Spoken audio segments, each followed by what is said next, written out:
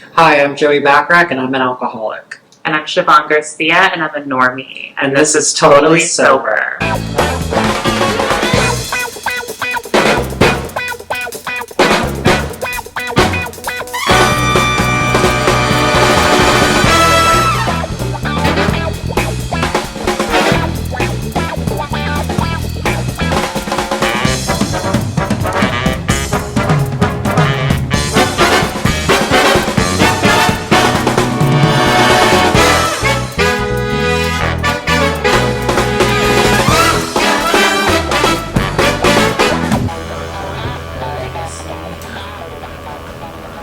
For today, we are going to keep it a little more podcasty. And I just wanted to ask you, Joey, about your experience when you first became sober in your early days, on what it was like with friends, or your so-called friends, coming out to them, I guess you would say. Coming out as an alcoholic. Yeah. I had a lot more friends before I got sober. I had a group who have always been rooting me on from day one, which was really nice and rewarding, some of which I'm still really close to this day. And there are others that wanted me to stay sick. I had a friend in particular who was my best friend for literally a decade, and I think losing him as a friend was more scary to me than not having him in my life at all, but sobriety first. And I wish I knew that when I first got sober, that you will lose friends because there are people out there who want you to stay sick, but you'll also find out who your true friends are, which is amazing. And I owe a lot to my sobriety. I've met amazing people, you being one of them, become like family to us, which is amazing. So yeah, I love it. So what is the appropriate way for someone who isn't sober to ask someone who is sober if they can drink around you? It's really quite simple. Just asking their friend, is it okay if they drink? Everyone's response may be different. I know for me personally, it was never an issue that my friends were able to drink around me. If somebody wanted to drink, I said, okay, go ahead. But I appreciate them asking. And I think the misconception was when I first got sober was I was going to lose all of my friends because I was no longer going to be fun. But that wasn't the case. I did lose some friends, but those were the ones who wanted me to stay sick, which was unfortunate. And now looking back on hindsight, it was probably, it was for the best. I now wish that it happened sooner.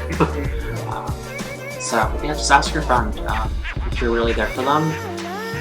You will listen and do what makes them comfortable at the beginning, but there's a lot more to friendships than drinking music.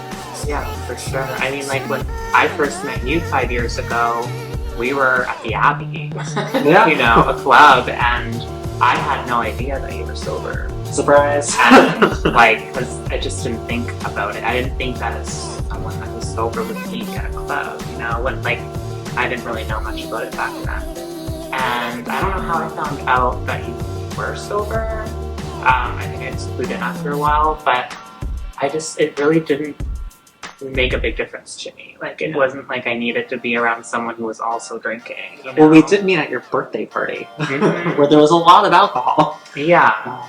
But Andrew and I had a fantastic time, and now look at us 5 years later. So people who are sober and who are not sober can go out together and do things together and still relate and have a great time and be friends and not have to walk on eggshells. And I think that's amazing. Yeah, because it's a beautiful thing having friends that get you and understand you and want to support you in the way that they can, but also understanding from the sober person's perspective that we don't expect any of our friends to change. It's nice. When someone is detoxing and going into their sobriety, you're not just detoxing your body, but you're detoxing your life. You're detoxing the people that's in it, your friends, and everything is changing and will either stay the same or whatever's not healthy for you will disappear. Yeah, your friends list start to thin out, which isn't always a bad thing. Since getting sober, I've made the strongest relationships in my life, which is very nice. And you being one of them. And Ivy and your husband, we hosted your reception at our place. Yes, you did. Normies and sober. Yeah. getting along. Thank you. It was great. And even though my husband, he's sober, not for any addiction reasons, he just simply doesn't like to drink. It's, you know, stopped me from going out as much as I used to. One, because you're married and all that stuff, but then also, like, he just doesn't want to be around that either, and I don't want to force him to be around that. So, of course, I'm not going out as much as I used to. Some of those friends I thought were like friends have disappeared, and I think, not that they said this directly to me, but it's more like how I took it was boring. I don't know. Well, you're not boring. I know I'm not, but, you know, and I get it, because some people just, it's LA, and people just want to go out and have a fun time, and if they're not going out, they're either hungover or working. So it really is hard to sometimes make connections with people you once went out with and then turn it into a sober relationship. It's refreshing though when you do realize who's going to be there for you. Yeah. When you remove the party and the drugs and the alcohol. I don't think I'm boring. I still enjoy going out occasionally once in a Well, while. like I said, when I met you when we were out, I had no idea you were sober because you were just fun.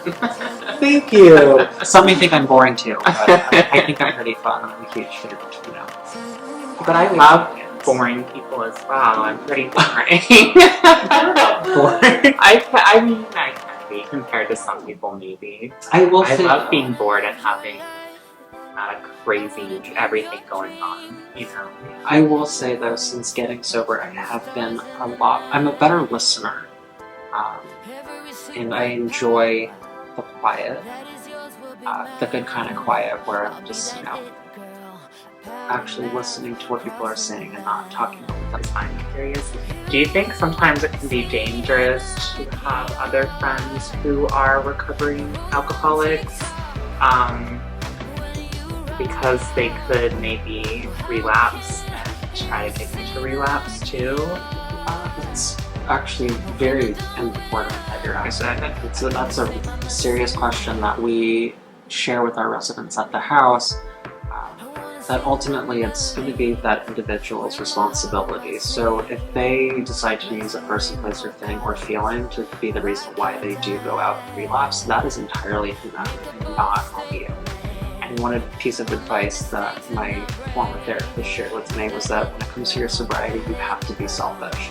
So if it doesn't benefit your sobriety, being around somebody like that, it's probably a good idea to not be around them. It doesn't Be selfish. Be selfish when it comes to your sobriety. And I wish I learned that a lot sooner than I did. It would have saved me a lot of headache when it came to one in particular.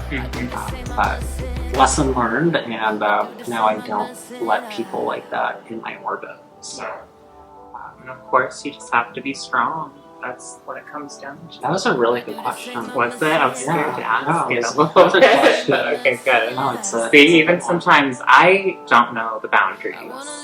Well, I'm an open book, So, yeah. so I'm very open. So if you have questions that you want to ask, just you can text me, call me.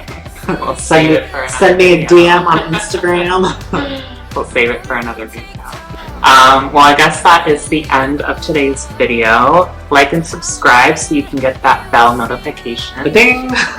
And we have a very special guest coming next week, so make sure you, like Siobhan said, hit that like and subscribe button, and we cannot wait to see you next week. Bye! You have to start recording with it.